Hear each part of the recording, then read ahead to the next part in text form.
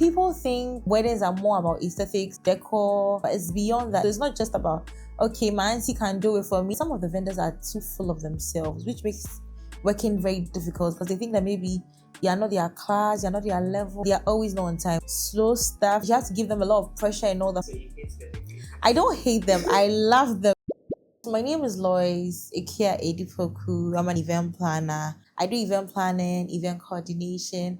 I also run an ushering agency whereby we provide services like waiters, ushers, diary bearers. Basically, that's Lois.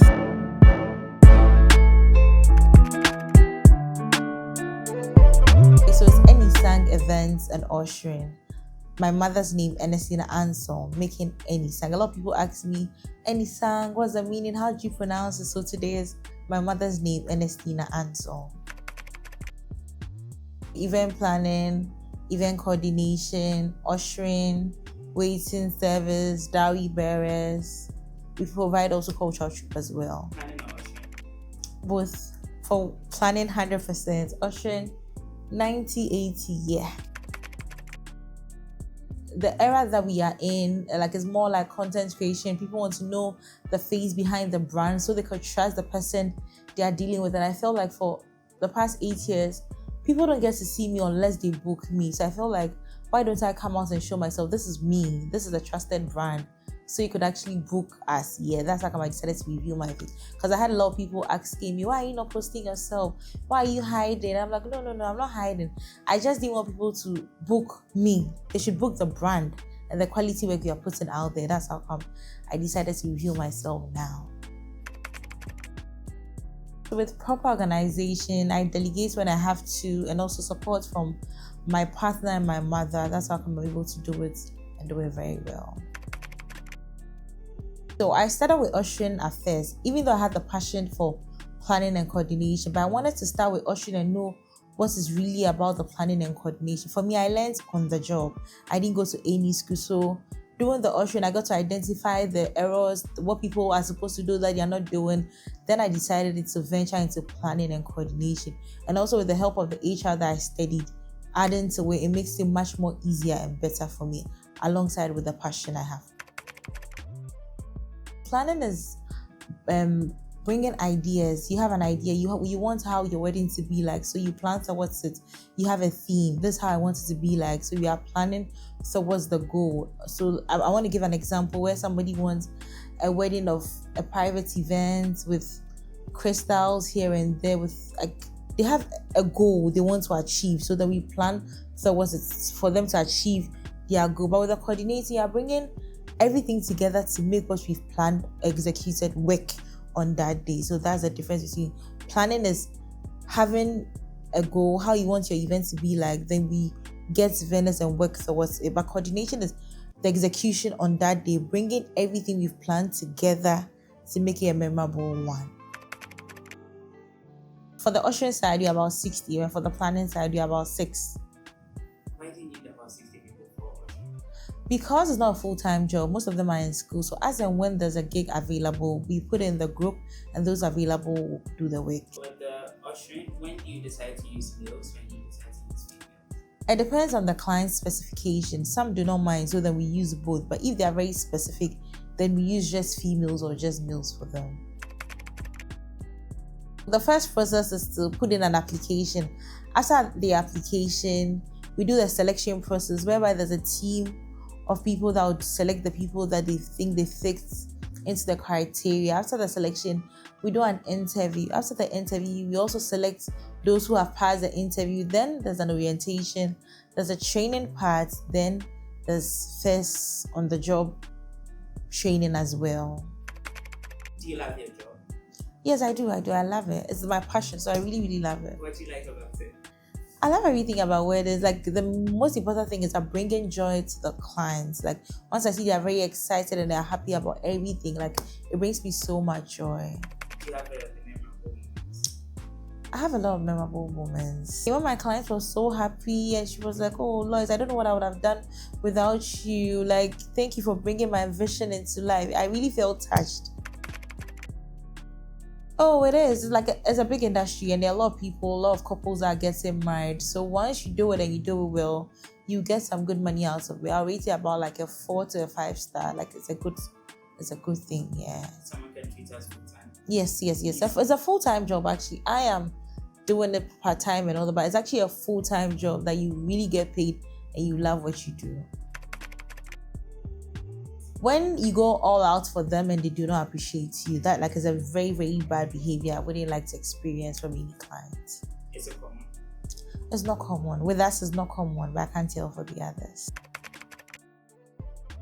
I don't think I've had a worse experience with a client. Because of HR, we know how to deal with people, so then we don't have any worse experience with the client. Even in the beginning, if maybe they don't really like feel like everything we are doing, and the latter part they're always excited because we really prove them wrong and we give them quality. Okay, just once, because from the beginning we noticed that the client didn't know what he or she wanted, and she was sounding a little bit problematic. And for us, it's not about the money, it's about the quality service we render and client satisfaction. So we just felt like giving away the money would be the best decision for both of us, so that she'll find someone that will be suitable for her. So it was just once. Aside that, we've never refunded any money to any of our clients before. Anything you do for her, she has a question. Like, she doesn't appreciate it. Like, I think we should do it this way. You get her this one. No, I want it this way.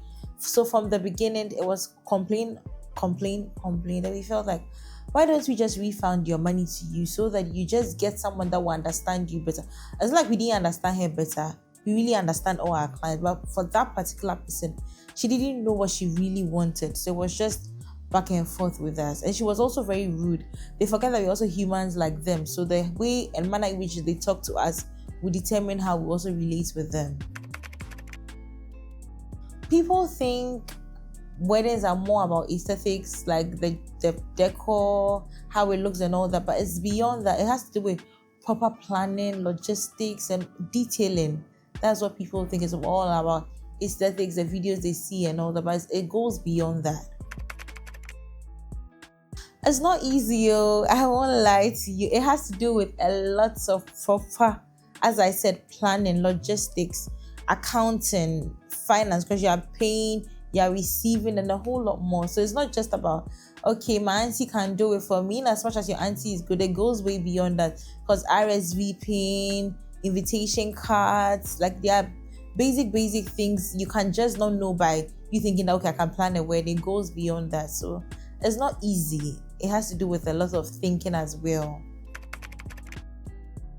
Personally, I like the bloggers because they get to capture the video files, what is going on and all that, the BTS and all that. So personally, there's the bloggers I do love the most. I don't have a worst vendor feel, but some of the vendors are too full of themselves, which makes working very difficult because they think that maybe you are not their class, you are not their level, which I feel like, we're all doing this together. So being too full of yourself is going to bring about we not working with you properly. The decorators, yes, they are very good, but they are always not on time. Most of the time, they get to do slow stuff. I don't blame them. Sometimes I blame their workers, but normally the decorator, because when you want the client to come and like they're done with the decor, sometimes you have to give them a lot of pressure and all that. For me, it's the decorators. Aside that, everyone is good to go. So you hate the decorators? I don't hate them. I love them. It's just that some are very slow. They are always not up to like the time. We work with time. So the little delay brings everything back. So for me, they can do better. They're doing a good job. So they can do better by working on their time. We also give to the society by providing free services for a couple. A colleague of ours, Reggie's Makeover, has an initiative whereby we select a couple that wants their dream wedding but cannot afford it. So vendors come together and provide the services that they require for a beautiful wedding. A 4 or 5 because of the quality service we render to people. Value for your money. So you're expensive? I'm not expensive. You can afford it. Once you look at the quality of work, you can afford it. It is and it's not. It depends. On who you get to me. Some people are not welcoming. They feel like you're going to be their competition and all that. But some too, they are very nice. They just want you to come and learn and also because the space is actually big. I mean, one person can't take care of every wedding happening in Ghana. So for me, it's welcoming and not welcoming, depending on where you find yourself. Because when I was starting, I mean, I heard comments where people were saying that when did you come and all that, but I didn't make that discourage me because I knew what I wanted, and here I am today. Oh yeah, I have a lot of good relationships with a lot of people. Cocktail Laboratory, Kojo, Jandel, Leah's Kitchen, Abby's Local Bar, Buttercream Cake. I have a good relationship with a lot of people. Yeah, just to mention a few. Michael from PNP Events. A lot of people. Reggie's, Sauce. Yeah, a lot. Jima. Yeah, a lot of people. A client that communicates lets us know what they really want, because if you don't communicate, it's very difficult for us to know what you really want. So I really like clients who communicate very well. Guest overflow. So when you're booking, we ask you how many guests are you expecting. Normally, because they do not want to pay much, they tell you 100. On that day, 500. Then you have to quickly organize logistics to take care of. It brings a lot of pressure. When do when stuff like that happens? Normally, we have an event company that all the time is on standby, who has chairs and tables readily available for us. So when we see there's a guest overflow, we consult the couple and I see they are willing to pay. If they are, then we pull the things to come, then we organize them later on. We pre-finance them, later on they pay. Is it common happening?